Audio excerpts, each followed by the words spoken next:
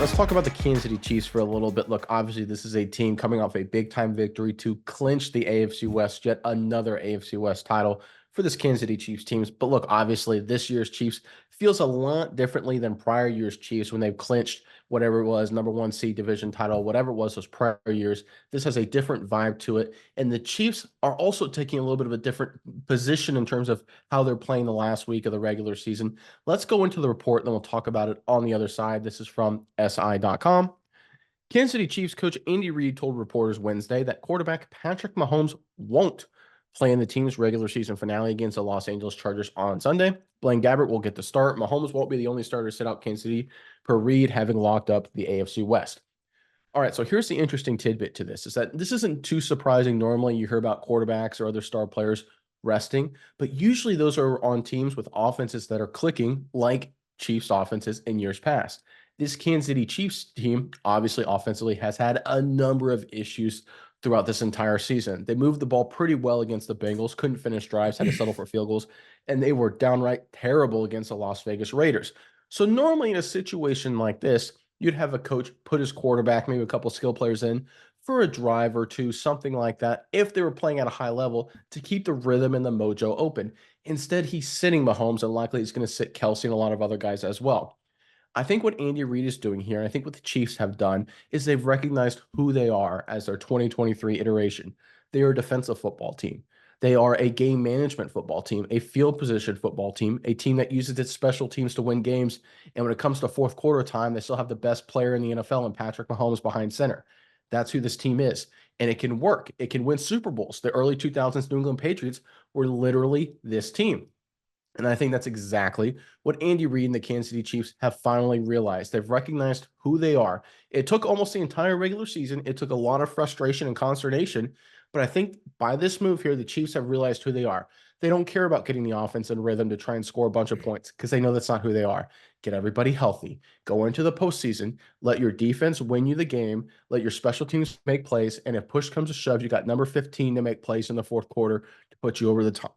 That's the recipe for this Chiefs team, and this move by Andy Reid is a big sign that they finally figured it out. And guess what, AFC? A Chiefs team that finally has figured it out is a dangerous Kansas City squad. Miles, I'm curious what your thoughts are on the Chiefs. But first, Chiefs fans, obviously playoffs right around the corner. Give us the one team you want to face this postseason more than any other. One matchup. I probably think the Buffalo Bills, but I'll let you guys decide in the comment section below the one team you want to see more than any other. But Miles, give me your thoughts on the Chiefs right now. Yeah, Nick, I really like what you say here because it does make sense when you look through the last, year of games for the Chiefs. This team has felt different. It's not felt like the same Kansas City Chiefs. I'm not going to sit here and say they're a bad team by any means because they're not. And in the playoffs, who's the one team you don't want to play? The team that's been there a couple times and won it all a couple of times. This is like the Patriots of old. You didn't want to play that team no matter how good or bad they looked throughout the season. Now it's just different. And I think we're realizing this is a new shade of Kansas City Chiefs, a heavily defensive based Kansas City Chiefs, because that's just how the players fell out with Patrick Mahomes, mega deal. Travis Kelce's got a mega deal. This team is going to have to go by how they have drafted lately. And lately, they've done really well drafting defensively. Karlaftis seems to be pretty decent this season. McDuffie's been good. Chenal, Bolton. This is a team full of a lot of defensive studs. There's a lot of great offensive players as well, but the defensive side of the ball has been heavy this year. So just roll with the defense. I don't think there's any reason to rely on an offense that hasn't been clicking this season when you have a defense that has been clicking, obviously led by Chris Jones in the middle. So I think this team can still be just as dangerous as those offensive firepower Chiefs teams of old.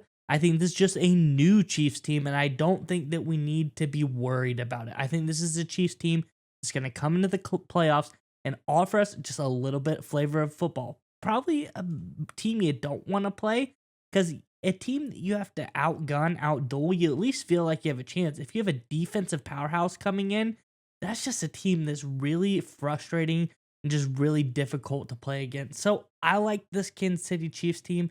I like what they're doing. Rest Patrick Mahomes. Let him get you into the playoffs like he has. let him get to the playoff game and work his magic there. But I think this defense is just good enough to get you as far as you need to go when you're the Kansas City Chiefs, and I like what Andy Reid and this squad is doing. Miles, let me ask you a question. Right now in the AFC, who's the number one contender, the top team? Probably Baltimore, All right, who's the top team in the NFC?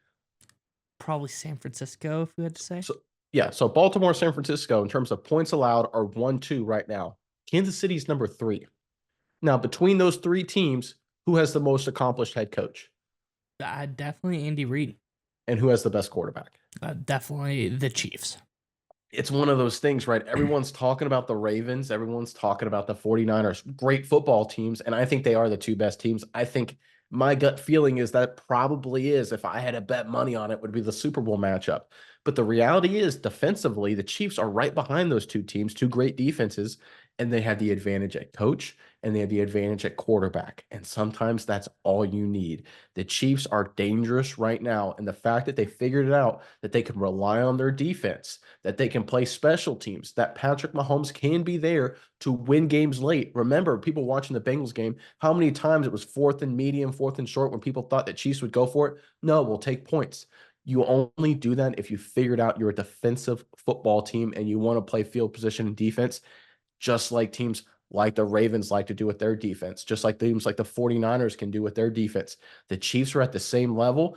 Obviously, I think the Ravens and the 49ers have better offensive skill talent on paper than Kansas City. I don't really think that's up for debate. But in terms of the 2 spots that really matter in the postseason, quarterback and head coach, the Chiefs have the advantage. And I tell you what, that makes them very dangerous, not just to run through the AFC, but potentially in a Super Bowl matchup against the 49ers.